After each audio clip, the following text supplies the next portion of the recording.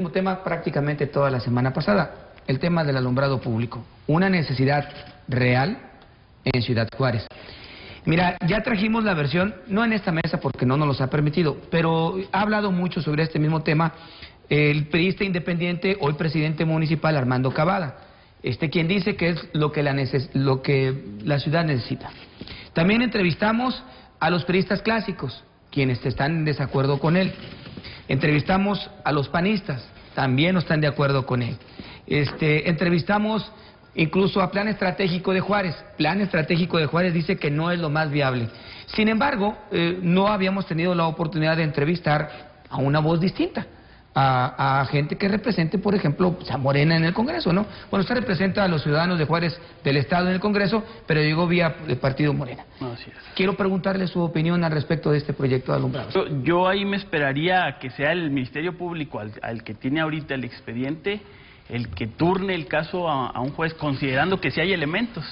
Y una vez el juez nos dirá si sí hubo elementos y si hay lugar a imponer sanciones a quienes hayan participado en esa licitación, ¿no? O sea, finalmente ahorita no hay nada concreto en ese sentido y mucho menos hay algo concreto en cuanto al nuevo proyecto de alumbrado público. Bueno, estaremos de acuerdo, diputado, que estamos hartos de las simulaciones, de las trampas, de las tranzas de los políticos corruptos. Definitivamente en ese sentido va la iniciativa que presentamos ayer. Sí. O sea, no podemos para nada aprobar una situación ni para ningún municipio del Estado, ni para el propio gobierno del Estado que no vaya fundado y motivado con cuestiones técnicas y jurídicas. O sea, si no va debidamente fundamentado, no se puede aprobar. Ya, o sea, tenemos que estar hartos de todo esto que vivimos los últimos 6 años, ¿no? O sea, estamos pagando muy caro el hacer las cosas como se quieren hacer ahorita. Si no las hacen bien, o al menos de mi parte y de mi compañera de Morena, nosotros no vamos a apoyar nada en ese sentido, y yo creo que hay otros compañeros diputados que están en la misma tesitura. No vamos a permitir que suceda lo que sucedió en la legislatura y la administración pasada. Oiga, don Pedro, está bien que tengan esa visión y esa lupa sobre los municipios, está bien, pero si en el mismo Congreso se pueden poner de acuerdo, ¿cómo estamos con el tema del auditor superior del gobierno del Estado? Ya... usted votó a favor, en contra del que dicen, no tiene la oportunidad de hacerlo porque el gobierno del Estado lo ha vetado. Yo no voté en contra, pero voté por otro. O sea, era una terna y yo voté por Manuel Siqueiros, mi compañera Leticia Ortega también. Fueron los dos únicos votos que obtuvo esta persona.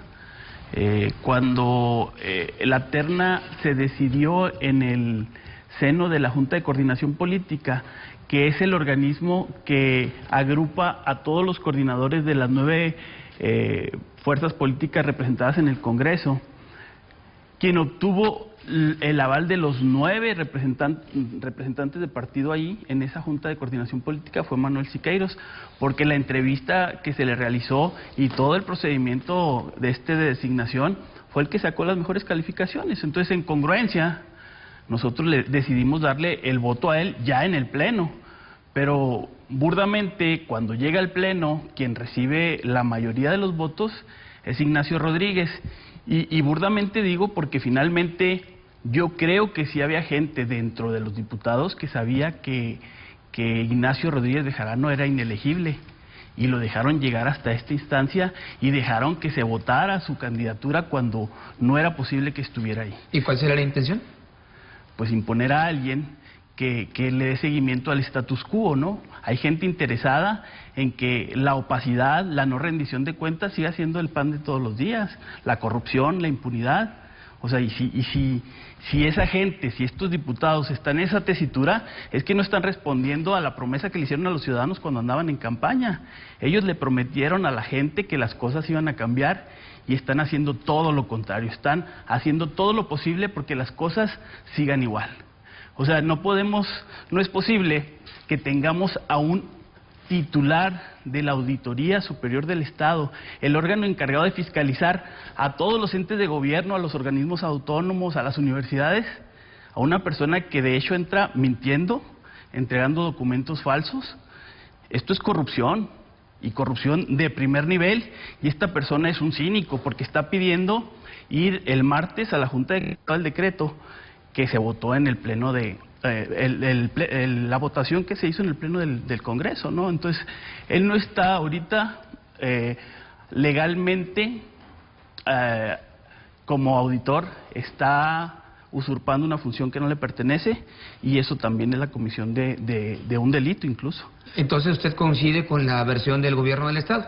Totalmente, totalmente, porque finalmente el gobierno del Estado, cuando regresa el decreto con las observaciones, son observaciones que nosotros ya habíamos hecho anteriormente en base a lo que conocimos después de la votación, y yo creo que se debe investigar también a la gente del Instituto Estatal Electoral que expidió esta constancia que lo acreditó en determinado momento como no haber sido candidato, porque qué casualidad que en cuanto se da a conocer la votación, el resultado a favor de esta persona, se dan cuenta de que se equivocaron y mandan una fe de ratas.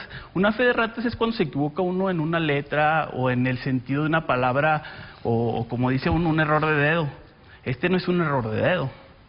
O sea, y al margen de que pudiera haber alguna responsabilidad por parte de la gente del Instituto Estatal Electoral, esta persona, él sabía que esa constancia no era real o no era genuina, porque él en conciencia sabe que fue candidato y sabe que fue funcionario del Partido Acción Nacional y sabe que fue auditor de la Universidad Autónoma de Chihuahua, y esas tres cosas lo descalifican para ser elegible como auditor de... A ver, Congreso contra Gobierno del Estado en el tema del auditor. El Congreso del Estado, por lo menos el coordinador de la bancada panista, ha dicho, bueno, pues que se vaya a los tribunales.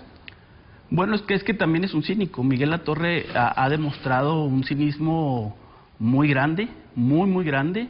Yo no sé qué intereses representa, pero para mí, en lo particular, desde mi muy particular visión, todo este esquema está favoreciendo al anterior gobernador.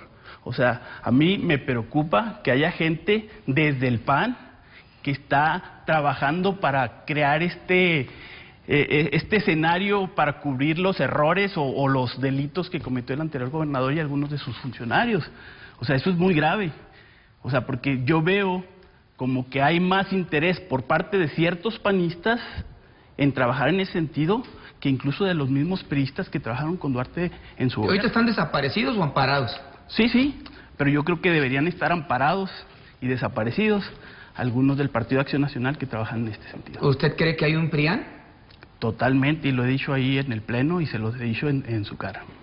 Bueno, y en el tema de César Duarte, ¿hay para cuándo? ¿Usted avisora como para cuándo? Porque en el caso de Javier Duarte, antes incluso de su detención ya se había regresado propiedades, se habían recuperado cuentas, los prestanombres también habían entregado lanita. Pues aquí se atraparon a los que el Estado llama peces gordos, pero la ciudadanía dice no. Hasta que no detengan a César Duarte, no voy a creer. Yo creo que tenemos que llegar a eso. O sea, yo confío en que las autoridades están elaborando un expediente o varios expedientes que tienen que culminar con la detención, el juzgamiento y la sanción que corresponda al exgobernador. Y bueno, de ahí que se desprendan todos los que le ayudaron a crear este esquema de corrupción que nos tiene a todos los chihuahuenses en una situación muy difícil. 67 era el último dato que yo tenía, exfuncionarios amparados. ¿Se le hacen muchos o se le hacen pocos? Bueno, pues es que el esquema de corrupción era tan amplio, tan grande, que yo creo que faltan muchos, ¿no? O sea, finalmente hay gente muy cínica y hay gente que simple y sencillamente no está consciente de que está incurriendo en un delito, como es ahorita Rodríguez Bejarano. Rodríguez Bejarano está incurriendo cada día en la comisión de un delito al firmar documentos adjudicándose como auditor superior del Estado cuando no lo es. Entonces, yo creo que se acostumbraron a que no pasaba nada y todavía creen que es posible que no pase nada. Yo confío en que la ley se va a aplicar y espero que así sea. Don Pedro, le agradezco su tiempo. Gracias.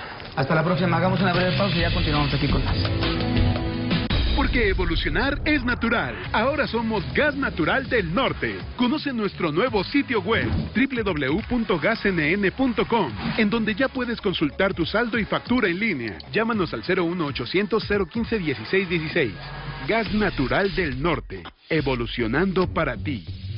Con PAC TV 2.0 tenemos muchos más canales de deportes, como Fórmula 1 Latinoamérica. Y no solo eso, ahora además tenemos más canales de películas, infantiles, música y noticias. Pero eso nos va a salir carísimo. Para nada, vamos a pagar solo 270 pesos al mes. Contrata alguno de nuestros PAC TV y obtén más horas de programación por tu dinero. El Senado celebra a las mujeres por sus contribuciones al mundo y al futuro de México con el reconocimiento Elvia Carrillo Puerto. La doctora Gloria Ramírez Hernández ha dedicado su carrera a construir una sociedad igualitaria en la que se respeten los derechos de las mujeres. Senado de la República, legislando con visión de futuro, 63ª legislatura. El día de hoy cobra relevancia la unidad y la fuerza que estamos demostrando. Estamos aquí para ocuparnos de lo importante, hablar de la política que México necesita. El único partido que puede cambiar el rumbo de este país se llama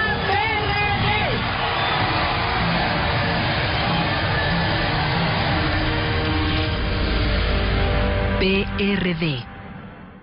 Disfruta el desenlace de esta apasionante serie. Una mala decisión pone en peligro su nombre en el cuadrilátero y una llave es aplicada con fuerza en su vida personal y profesional. Vive la historia de Blue Demon en su tercera y última temporada, en exclusiva por Blim. Gracias, muchas gracias por permitirnos ingresar hasta sus hogares en esta mesa de trabajo. Eliodoro Juárez, exalcalde del municipio de Cuauhtémoc, Chihuahua. Gracias por estar acá. Hola, buenas tardes, noches. Gracias por invitarme. Es un privilegio para mí estar aquí. Gracias, gracias, don Eliodoro. Oiga, a ver, le hemos invitado porque queremos una opinión de alguien que ya cruzó ese camino. En Ciudad Juárez tenemos ahorita un pleitazo entre administraciones priistas. La administración del priista independiente Armando Cavada acusa a dos compañeros de su partido, a Enrique Serrano y a González Moquen, de haber contratado un servicio de luminarias, pero a sobreprecio. Y estos se defienden. Junto a su defensa está también quien dio ese servicio como proveedor y asegura que para la campaña de reelección del priista independiente Armando Cavada, pues ahí hay un negociazo de más de 4,000 millones de pesos con un bonito para nuestro presidente municipal de 500 millones de pesos. Él también lo desmiente y niegan, todos niegan, niegan que exista un sobreprecio y niega que existe ese bono de 500 millones de pesos para su campaña de reelección. Sí, lo tenemos aquí usted porque usted iluminó Cuauhtémoc, usted contrató también un servicio para renovar las luminarias. ¿En realidad es tan caro y está tan revuelto todo esto? ¿Tiene que ser así? No, creo que se están complicando mucho la existencia, la vida. Mire, cuando uno llega como presidente municipal nuevo, yo creo que los proveedores y todos piensan que está uno muy chonte. Entonces llegan con unas ofertas fantásticas, unos que te recuperamos el IVA, otros que te gestionamos recursos abundantes para que tengas aquí, que conocemos no sé a quién ahí en la federación, y otros con el servicio de luminarias. Todo lo que está sucediendo aquí, a nosotros nos lo ofrecieron allá en Cuauhtémoc. Entre paréntesis quiero decirle que nosotros dejamos iluminado Cuauhtémoc, quizá la ciudad en un 40%, sin deuda y con luminarias LED. Falta un 60% quizá de la ciudad, pero lo hicimos con un concepto distinto. No tiene tanta complicación. Se hacen las complicaciones cuando se pide un crédito para iluminar una ciudad, porque son muchas las cosas que tenemos que ver antes de iluminar y sobre todo si se va a concesionar, se complica mayormente. Hay implicaciones jurídicas por lo del DAP y por las instituciones de gobierno que participan en el cobro del DAP, en implementarlo, etcétera. Hay explicaciones técnicas, qué tipo de luminarias, qué certificaciones van a traer. Hay la cuestión de la tecnología que cambia de un año para otro y por último una implicación financiera. Pedir un crédito de 360 millones de pesos me parece que es lo que se ha manejado para unas 32,000 luminarias y complicar la licitación pidiendo me parece que computadoras, monitores, etcétera, no es necesario.